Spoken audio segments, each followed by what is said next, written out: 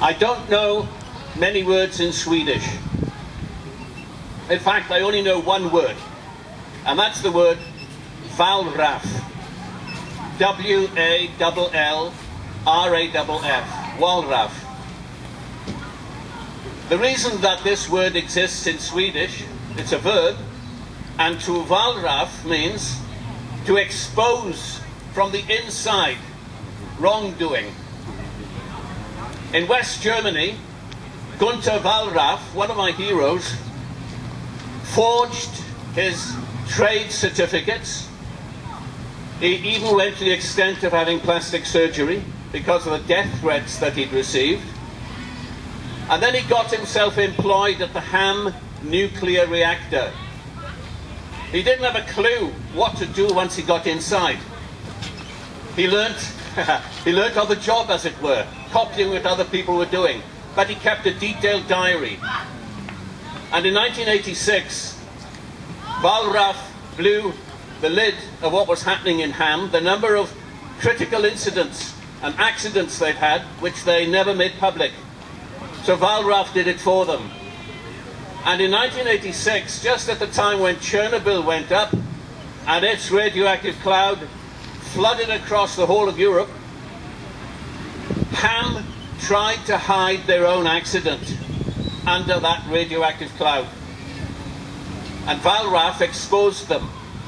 And when scientists checked the radioactive signature of Chernobyl, they found it was quite different from this other radioactive signature which they were able to track back to Ham. I say this, mention this story, because this reveals the nature of the nuclear industry. As Ian pointed out, it's a secret industry. It's a corrupt and criminal industry. And the reason I say that is because if you read Richard Rhodes's book, The Making of the Atomic Bomb, he reveals there that in Britain, which desperately wanted to build its own atomic bomb, they hid the expenditure on building the bomb. Guess where? In the national accounts.